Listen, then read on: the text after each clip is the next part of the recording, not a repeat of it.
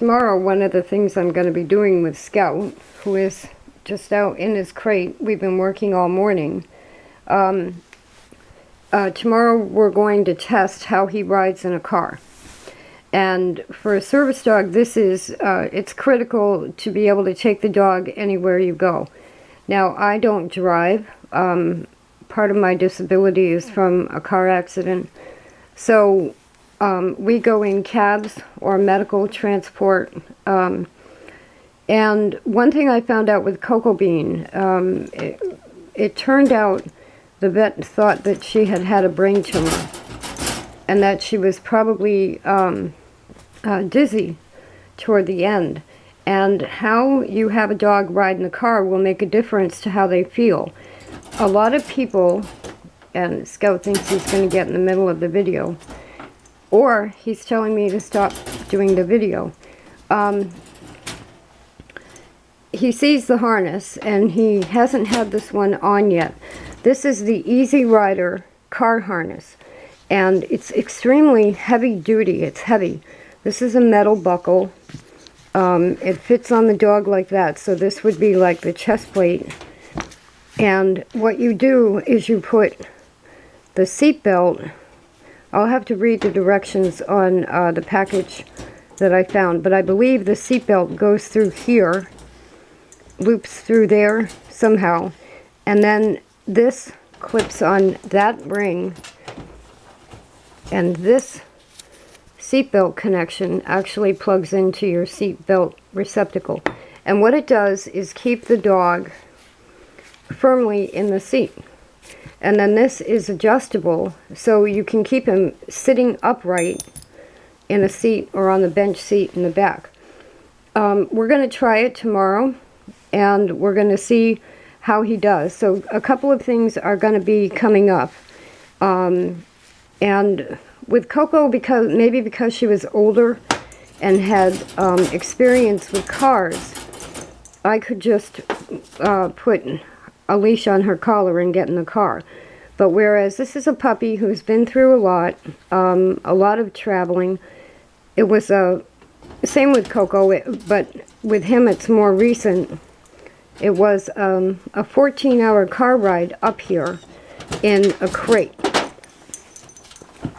So I don't know how he's going to react to a car.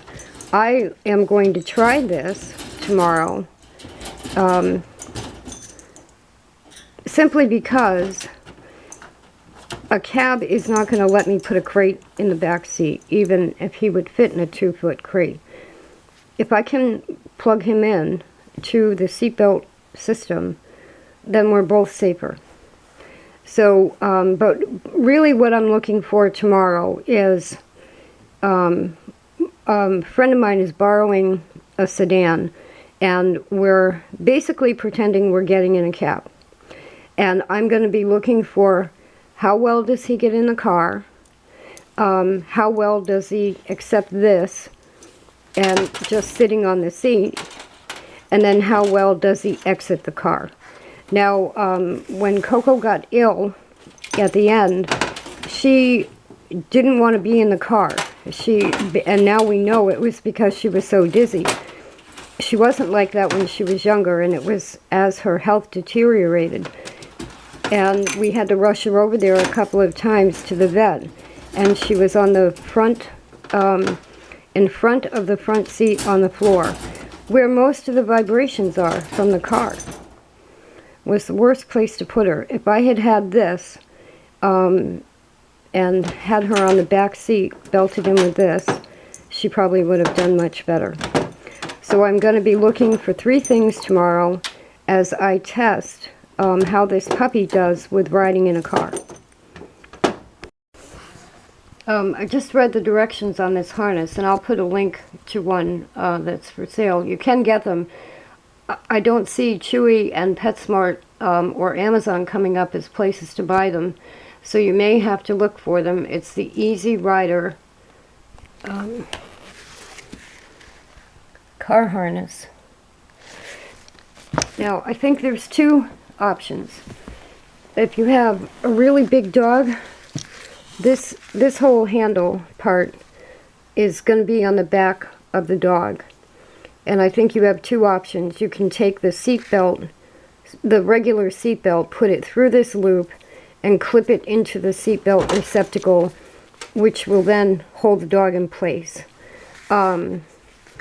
Maybe if, I don't know what kind of a seatbelt issue you might have where you don't have a seatbelt available, but at that point, if you do, the other option is to clip this on here, adjust this strap for the length, and clip this into the seatbelt thing. So it might be a matter of convenience. You can do it either way.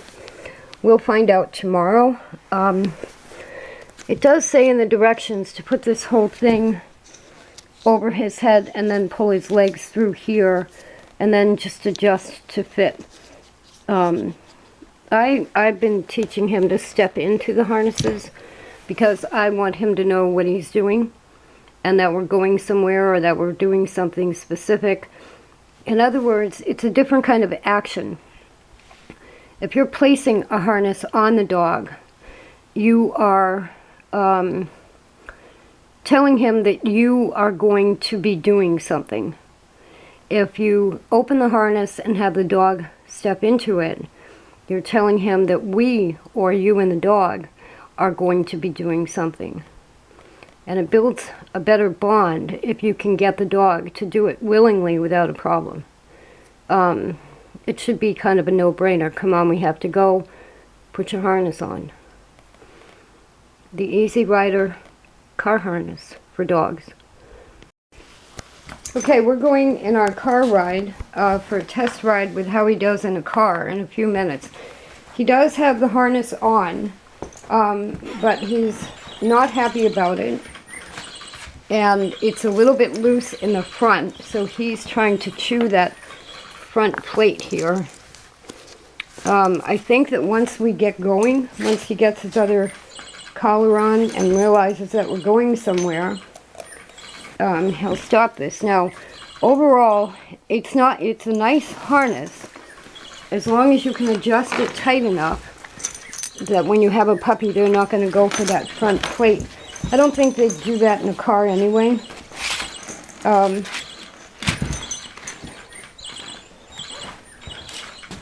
I think that once he's used to it, it'll be fine in a car, but it's not one I would leave on him all the time, as you can see what he's doing. And he is a puppy. I mean, an older dog probably wouldn't do that. He does this with everything new. But he can't get it off. What he'd be doing is destroying it. Now, the one thing I wanted to say is that it's easier to put on him by following their directions and putting it over his head instead of having him step into it. So he knows we're going somewhere and is acting up. Now, the minute I said, come on, we have to go, he stops. You know, I think he's playing to the camera a little bit. He knows I'm talking like to a camera. So now he's much better with his bone. But again, unless I can get the harness tighter on him, and that's a medium, and he's about 19 inches at the shoulder, tall, weighs about 28 pounds. If I can get the front piece tighter on him, I think we'll be fine. I'm going to use it today anyway because I don't think he can get out of it. Okay, this is how I have him set up to get into the car. Also, I have a bag and a pee pad. The bag is a distraction for him, but I also have to give somebody something. I've got cookies in there, I've got stuff in there.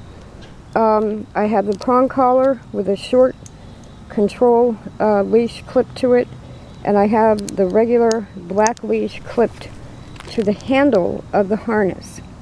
And in my pocket, I have the seatbelt adapter that will replace that leash when we get in the car.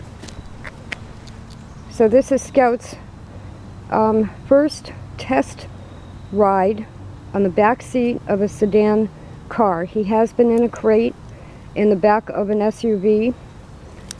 He's been in a van on the way up. And now we're going to test him for a car ride. This is essential for me for medical cab rides. Just want to give this picture. I guess I will talk. This is Scout on his first car ride. He's looking out the window. It was difficult to get him in the car.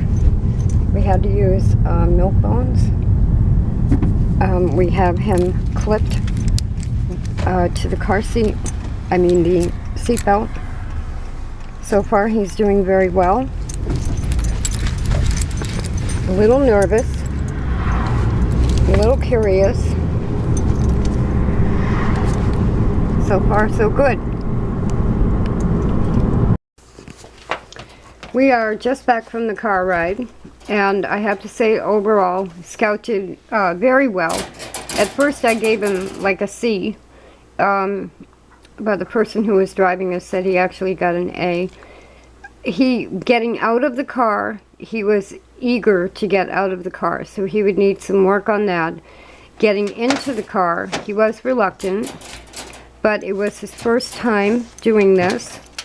He had a new harness on, so there was a lot of just new things and a new thing to do. This is, as often as you can do these things with a dog, the better, because that's how they get used to them. During the ride itself, he did very well.